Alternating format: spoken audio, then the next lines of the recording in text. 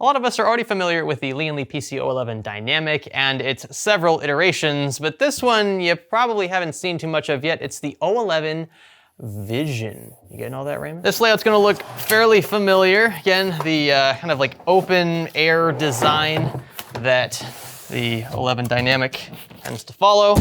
I love having the space to just throw it wherever I want. And the air just came on. You know, the air in this new house, we have like a dedicated AC unit just for this office, is quite loud, so maybe we should turn that off. Give me 1 second. 12 seconds later. One of the main selling points of the O11 Vision is the aesthetic play. And this case is definitely unique in the way it looks because, if you want to get closer here, Raymond, you have a tempered glass panel here at the top. And it actually matches very nicely with the left tempered glass panel and the front tempered glass panel. So you can see from pretty much any side straight into your case. And if you couldn't already tell, the O11 Vision was built in collaboration with PCMR. So this will be a PCMR themed PC. We have some yellow and black components to throw in here, and I think you will like the way it looks when it's all said and done. Are you ready? Stay with me. If you're planning your next PC build, then consider checking out our sponsor, VIP SCD Key. Their Windows 10 and 11 OEM keys sell for a fraction of retail and will unlock the full potential of your OS. They'll also remove those pesky activation watermarks without relying on sketchy third-party software. This month only, you can snag Windows 10 and 11 Home and Pro OEM keys for 30% off using our promo code GSVIP. Simply click the link below corresponding to your version of Windows, click Buy Now, and pay with a secure payment method like PayPal. At checkout, don't forget our code again, GSVIP, and watch as 30% ripped right off the top, bringing Windows 10 down to $15 and Windows 11 to $21. After your order's been placed, hop over to the User Center and click View Keys/Codes, and there you have it, a genuine OEM Windows key that'll unlock your combination of hardware. Just know that you may need to reactivate when swapping things like motherboards by nature of how OEM keys work, but it sure beats the heck out of retail pricing. And be sure to stick around till later in the video when we'll show you how to activate Windows with said key. In the meantime, check out those links below, and don't forget our March Madness code GSVIP to save 30%. Let's kick things off with a tour of the O11 Vision, starting first with the front panel. You have two USB Type-A ports here, a Type-C port, and unified microphone headphone jack. Swinging on up to the top here, we've got a power button that kind of wraps around the side of the case, so that's pretty cool. Built-in LED, and off to the right side, a reset switch. I think that's what that is. This is what the right side panel looks like. Plenty of perforation. And moving on to the primary chamber, 7 PCIe slots here at the rear, up to a 360mm fan rod combo down below, 360mm fan rod combo next to the motherboard tray, and a single 120mm exhaust you can slide up and down here at the rear. Now, this being a PCMR PC build, it has to be good at gaming, and that's why we've chosen the 7800X 3D for our CPU. Couple that with 32 gigs of Corsair titanium DDR5, and couple all that with an Asus RG Strix B650A gaming Wi-Fi motherboard, and we've got a pretty sweet platform to start things off with. Ooh la la, check out that schmexy silver all across this board. I'm gonna throw that next to your feet, Raymond, sorry about that. Let's see here. Man, there's a special place in my heart for Asus motherboards. This just looks really good. Oh, and that's sweet peel. Gonna very carefully install this 7800X 3D. This would be a really good choice if you're interested in gaming at the highest refresh rate possible with consumer grade CPUs. Lower that retention arm back down, and there we go. We've installed our CPU. Up next is DDR5, and ooh, you know what? I didn't think about this, but we might not be able to fit this RAM in with the cooler we have in mind. It's an air cooler, which I'm sure you weren't expecting. Man, let's just go with it anyway, and we'll see. We're probably gonna have to change this, but we're gonna wing it and go with the flow for now. So this is a Noctua NHC14S. It does have, you can see, a pretty good clearance there, but we're definitely not gonna be able to fit a fan underneath it. Maybe we can fit one on top if we sit it like, wow. That actually works. You can see we've got about ½ an inch or so of clearance there. I'm impressed. X marks the spot with thermal paste, and on goes the cooler now. You're definitely gonna wanna pull back on that zoom just a tad there, Raymond. The cooler is just gonna sit like so. I'm still shocked that this fits over our beefy titanium modules. I should say something clever here, but hey, how you doing? And now normally we just install the typical run-of-the-mill brown and tan NF A14 PWM fan, but we have something better. And it's way over there. A Chromax fan. These are really cool because you can actually swap the little rubber mounts. These are basically for vibration, keeps the fan a bit quieter when it's spinning. You can swap these to yellow to fit that PCMR theme. We also have some yellow cables that, I mean, this is a bit over the top, but we were really trying to add as much yellow as we could without it looking overdone. Like we didn't want to spray paint the motherboard or anything, so this will do. And here we go, one yellow themed Noctua fan. Actually looks pretty cool. And with it all buttoned up, here is the finished platform. I think it's got a nice, unique look to it. Again, with the yellow accents, we got some white as well. And of course, the silver from the board. Maybe it could have gone with a darker motherboard theme, but I'm excited to get this in the case and see what it all looks like. In she goes. We're gonna align the rear I/O along with the standoffs. And yeah, nice and snippy. Now, we're gonna have this fan a bit close to the left side panel.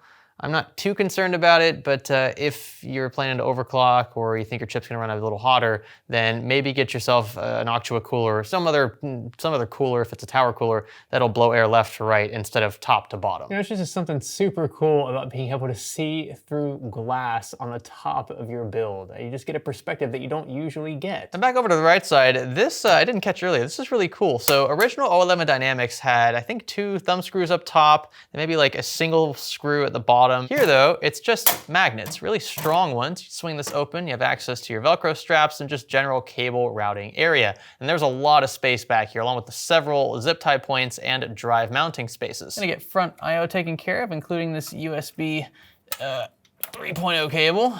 Alrighty, and now we're gonna get all 7 of these 120mm fans installed, of course, with their yellow accents, starting first at the bottom here. Then moving on to these along the side of the motherboard tray, and one final 120 here for exhaust. Now it's time for our sexy Asus RTX 4070, and this particular model I think looks really cool. It's pretty sleek, black, just stealthy design, but it also has a semi-transparent upper portion here on the shroud, so you can see through to the aluminum heatsink. This is what the card looks like from the side, and notably, only a single 8-pin required here. This is one advantage of the vanilla 4070 over its TI Super and TI Super, whatever comes after that counterparts.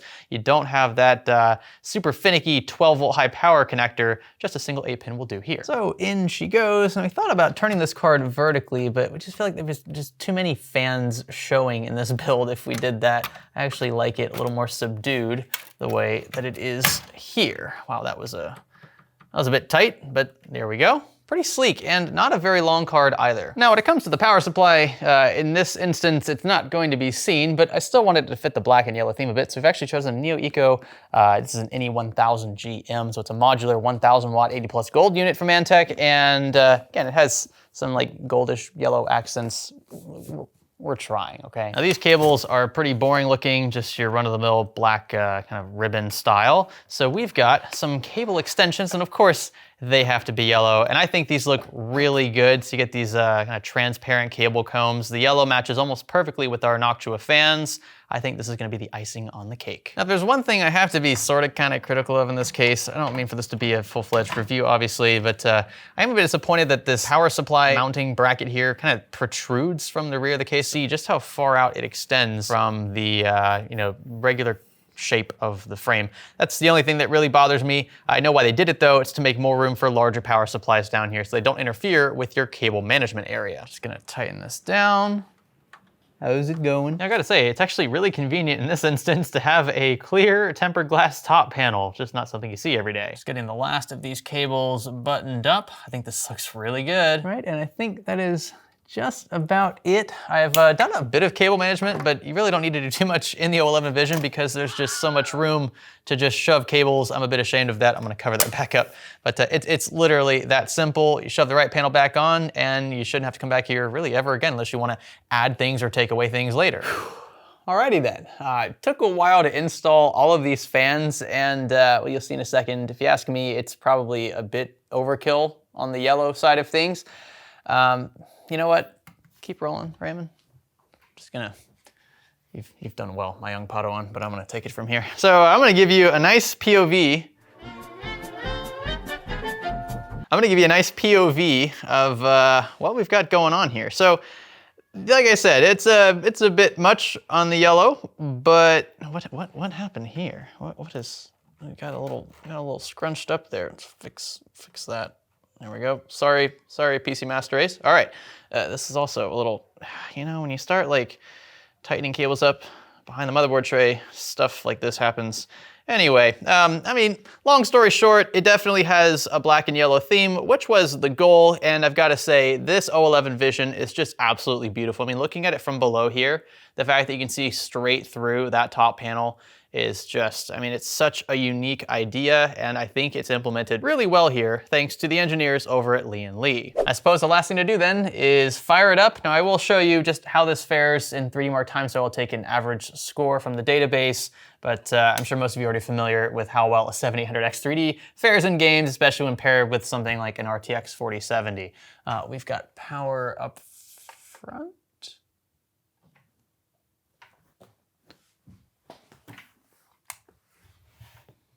I swear, I don't know who does it, but somebody seriously loves turning that strip off. It's not me. It was me. Dio. I have no reason to turn that thing off, but it seems like every time I take it out of the box, it's in the off position, and it gives me a literal heart attack because I feel like we did all this work for nothing. I'm not sure why this exhaust fan just suddenly stopped spinning. Other than that, though, I gotta say, for there being 7, 8, technically 10 fans in here, including the 2 in the graphics card. Okay, I spoke a little too soon. Now it got loud. This fan's really loud. But otherwise, it's just this one fan. It's just like full speed. I think I hooked it up to the AIO header, so it just wants to run full blast all the time. But when it's all said and done, pretty happy with this. You know what I just realized though? We barely have any RGB in this at all. And maybe we kind of missed the mark there. But we were just stressing the yellow because, I mean, that's the theme, right? The black and yellow PCMR theme. And I'm really happy with the way this looks. I think the custom cables tied in very nicely with the rubber vibration mounts from the Noctua fans. And the fact that we have a top flow cooler as well just gives us an extra kind of like unique spin on an otherwise pretty, you know, basic air-cooled system. I intentionally avoided a 360mm AIO, which would have been the obvious choice for a case like this, just because I don't really like the way the tubing runs when you have to mount a radiator beside a motherboard tray. I think this just keeps the runs cleaner, keeps everything nice and 90-degree turns, etc. It's a pretty good looking build. So say you've gotten as far as we have, and maybe now you're wondering what comes next. Windows works, fans spin, but that pesky activation watermark pops up. If you've already gotten a key from VIP STD key, your next step should be to copy said key and navigate to the activation tab within Windows settings. You can get there quickly by typing activate in your search tab and clicking enter. From here, click change or add product key, paste your code, allow Windows to run its checks, and then click activate. Give it a minute and you should notice your watermark disappear along with a message that Windows has been successfully activated. If you're having issues with your key, triple check that you've entered it correctly and that it corresponds to your version of Windows. This is especially important for OEM keys, which is why we stressed it earlier. VIP STD Keys March Madness sale is happening now and for a limited time, so be sure to snag a key or two before it's too late, and be sure to use our special offer code GSVIP for a sweet discount on a variety of options, including Windows 10, Windows 11, and more. Also, yes, in case you're wondering, that white LED there above the green boot one is for VGA, so it's basically telling us we don't have a display cable plugged into our graphics card. Totally normal, otherwise the system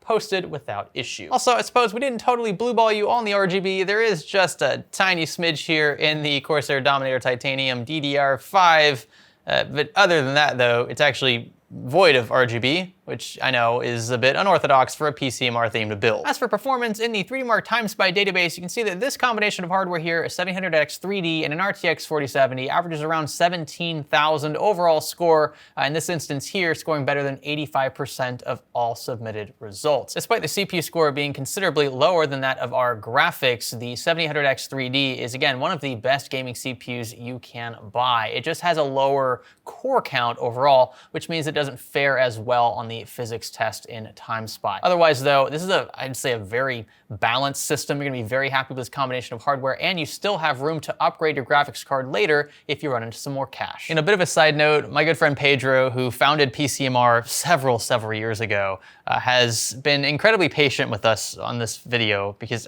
while I know we're not a large channel by any means, I know he was hoping that we were gonna publish a video on this because he worked with Lian Li to send us one early. And I wanna apologize to you, my friend, because it has taken us quite a while to get around to making this one. I know this isn't the most extravagant, elaborate build out there, and it's not using the most, prestigious hardware, but Pedro would be the first to tell you guys it doesn't need to be a $5,000 PC to be a part of PCMR. You could have a $300 PC, heck, even a $100 PC, and you can still be a part of the PC Master Race. I'm gonna have their info linked below, especially if you wanna join their Discord server. That's pretty active, as well, of course, as the subreddit, which is where all the action seems to be happening. And if you wanna follow my friend Pedro himself, he has his own Twitter handle as well that I'll leave down there if you wanna just poke fun at him for whatever reason. He's a good guy, he can take it. But hopefully you guys enjoyed this one. I know it's a little much on the yellow, and I'll admit, on paper, we were kind of just spitballing ideas with Noctua and a few other brands. This is what we came up with just on a whim, and at least the color theming works. You know what we need to do? We need to like print like a PC Master Race like picture and just shove it in here somewhere. That's not gonna look awful at all, right? 1 second. A few moments later.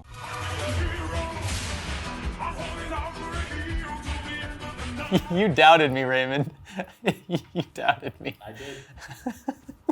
If you all enjoyed watching this one, be sure to let us know by giving this video a thumbs up. That would be hugely appreciated. Let me know what you think about this build, especially now that we've made our little addition there in the comment section below. I know it's not everyone's cup of tea, but again, we just wanted to have fun with this one, kind of like pay homage to the PCMR community that is just, it's insane how large it has gotten. I think it's awesome, and knowing that my friend Pedro was the one that started all of that, it's just mind-blowing. I think it's awesome.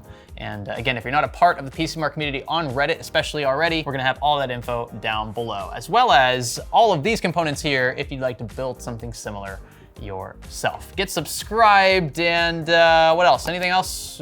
Some social media links and things down there. And stay tuned for the next one. My name's Greg. Thanks for building with me.